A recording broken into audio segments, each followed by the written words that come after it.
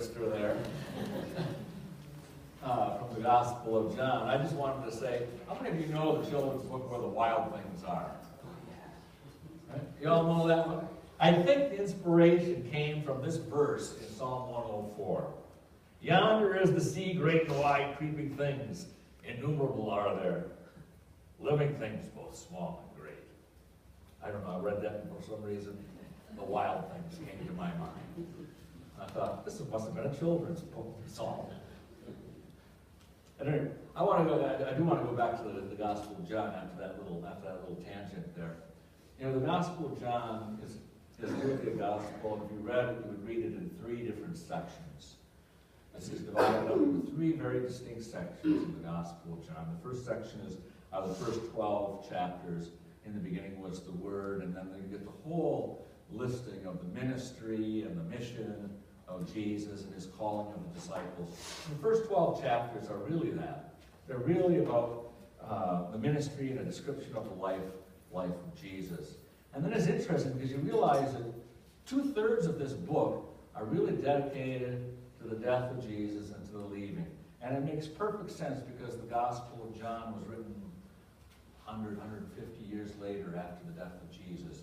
And so he's dealing with a community that has never experienced Jesus firsthand. And so he's telling these stories. And he's telling these stories. So 2/3 of his Gospels based on really his leaving and his absence. And that's kind of the way that it goes. And it starts out, so you get the life description of Jesus, the first 12 chapters, then you get chapters 13 to 17, and basically it's the farewell meal, and it's the farewell discourses. It's all around the Last Supper. There are 4 chapters dedicated to the conversation around the Last Supper, around Jesus' leaving. And then, of course, you get the last chapters, 18 to 21. And 18 to 21 are really about the arrest, the passion, the crucifixion, and then the resurrection appearances. The whole idea of where the Spirit moves and where the Spirit will move after the death and the absence of Jesus. How will the Spirit move within us? And today's text takes place then, if we were to put that all in context, takes place in the second section of the Gospel. The second section where it's all about the farewell. All about saying goodbye to the disciples. And it's in that place. It's the final meal. It has to deal with the foot washing. It has to do with Jesus' farewell prayer. That's where we find this text. It's in that section. It's in that section. And it's a time of great grief. It's a time of uncertainty. It's a time, you might even say, that the disciples had the wind knocked out of them. There was a time that it was like, had they been a football player, been hit in the chest, they were laying on the ground gasping for breath. They were looking for a little bit of air. The wind's been knocked out of them. And so I want us to just take a moment. I don't know if any of you ever had that experience where you've been hit so hard with it, you just lost your breath. What was it like? Scary. It's scary. Well, what happens? Yes. That's what happens. Right? You start gasping for air. You start gasping. You want breath. You want a little bit of life. How many others have experienced? I mean, what was it like when you experienced this? It's like one of the very few instances in life where everything's completely on pause. There's no active role that you're taking in anything that's going on around except to take a breath. Oh yeah, no. Actually, the brainstem takes over. The brainstem takes over. It's going to say, I'm going to kick into the lungs here, right? And it's just like there's no thinking about it. The brainstem just takes over.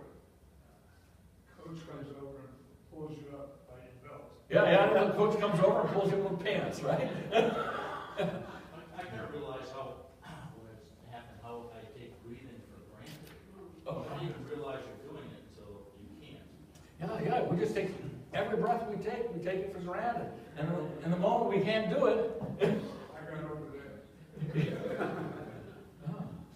yeah, exactly. time it happens, the first time it happens, I think a lot of us think, am I dying? Oh, yeah. Am I dying? Because isn't that the truth? Breath is life. Breath is life. And you feel like you're dying.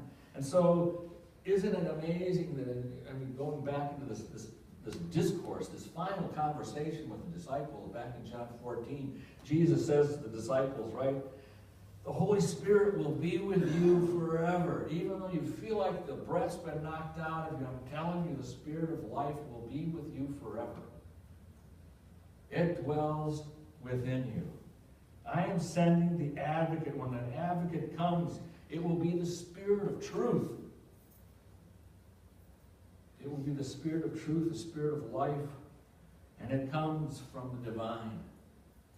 And I'm telling you this on my behalf because I'm checking out. I'm telling you that you got to live by the Spirit of Christ. Not any individual, but the Spirit of Christ that unites us collectively. Now, during this breathless time, Jesus says the Holy Spirit will breathe into you. They're fascinating images, The Spirit of God, the Spirit of the divine is going to become your advocate, and you are going to be able to speak to the things that are not life-giving in this world. Because you have an advocate. It's interesting, you know, if you go back to the Hebrew Scriptures, back to Exodus, and you go back to Exodus 19, Moses talks to God. And how did God respond? Like a wind and a thunder.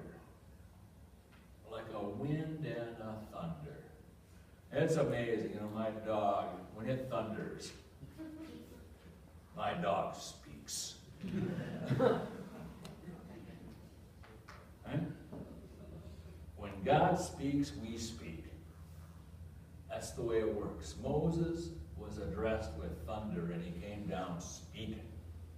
He came down talking. And we are told that God comes like a ruach. That's the Hebrew word for breath. It was the word that went over the chaos of our lives, the chaos of the waters. It's a fascinating text, you know, and it's interesting because we are told down in Acts that God came with a spirit of truth. It was like a violent wind. It was like a violent wind. It didn't appear on top of a mountain, but it appeared on the top of every believer's head. Did you hear that text? It didn't happen on top of a mountain. It happened on the top of each person's head who was a believer.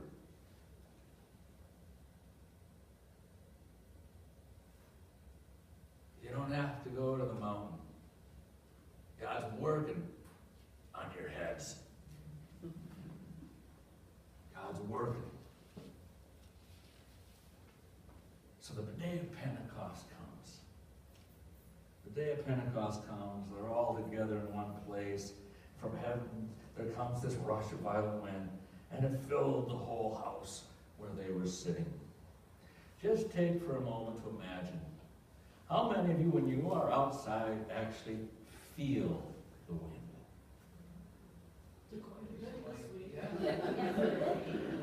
And it was like something that kind of like penetrates you, kind of like cuts through you. Sometimes it's soothing. Sometimes it's soothing. Sometimes it's soothing. On a hot day, Ruah actually is the word of the spirit of the desert wind. Ruah really has its roots in desert wind, the hot desert blowing across the water and calming it. I go back to the time we were ice fishing, and the wind's blowing in our face, I made the comment that lets you know you're alive. And Absolutely. you feel it, you feel life. Oh yeah.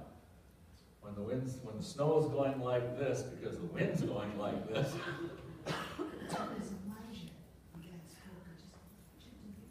Sometimes Sometimes it's just a gentle breeze.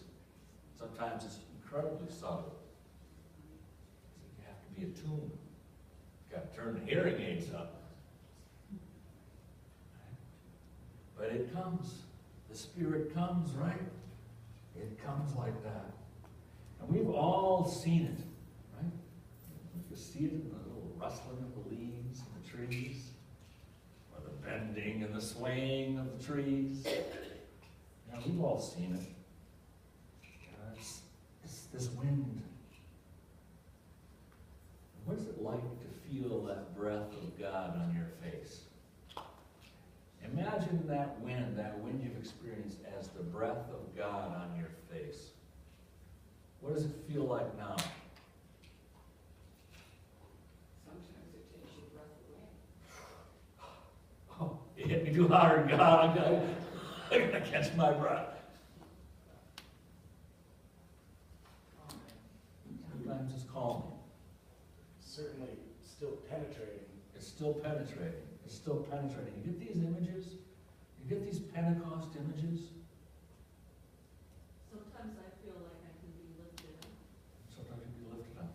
And what is the truth that's lifting any of us up, penetrating us, gently caressing us? What is this truth of Jesus? It's love. It's, We are children of God. we are children of God. Yeah. You know, there's a lot of talk about wind power right now off the coast of Maine, right? There's a lot of talk about wind power.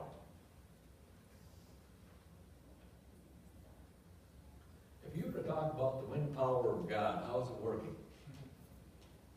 Is it generating any electricity? In the world, it seems to be rather spotty. In the world, it's spotty. But in the burning on top of your heads and in your hearts, what's happened? Is there any electricity?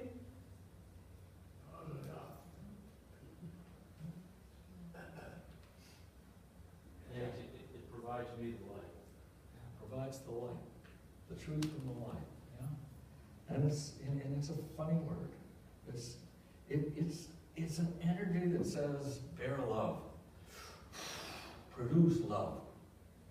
Huh? It's an energy that says, bring love into loveless situations.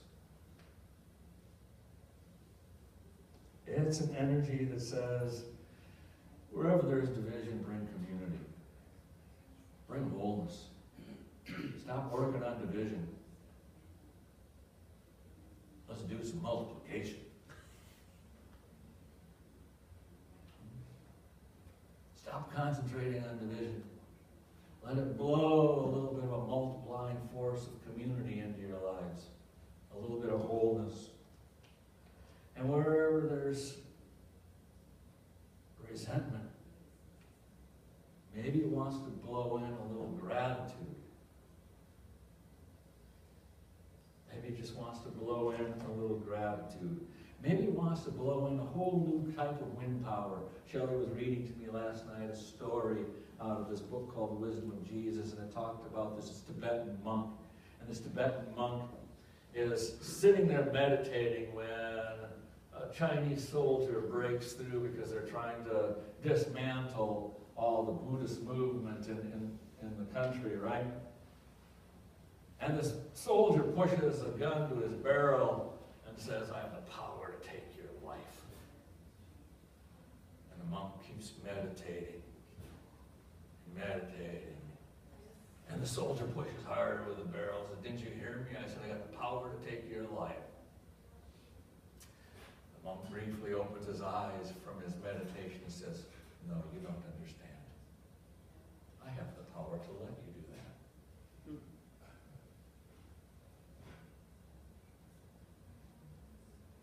I have the power to let you do that.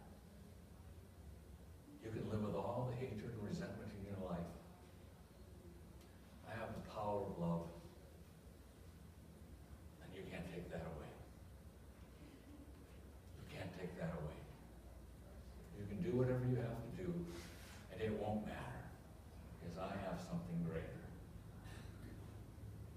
have something greater than resentment and a lack of forgiveness. I have the power of forgiveness. I have the power of love. Now, so the Spirit works on us. The Spirit is there wherever we have no insight to go deeper. It brings us deeper. The Spirit is where there is love, is where there is joy, is where there is peace. The Spirit is where there is kindness and where there is patience and where there is goodness. The Spirit is there when there's compassion. The Spirit is there in the birthing of new life. And Jesus is encouraging his disciples in his farewell speech. He's encouraging each one of us to let the Spirit refresh our sails. Let the wind fill our sails. And the secret of seeing a new life is to sail on the wind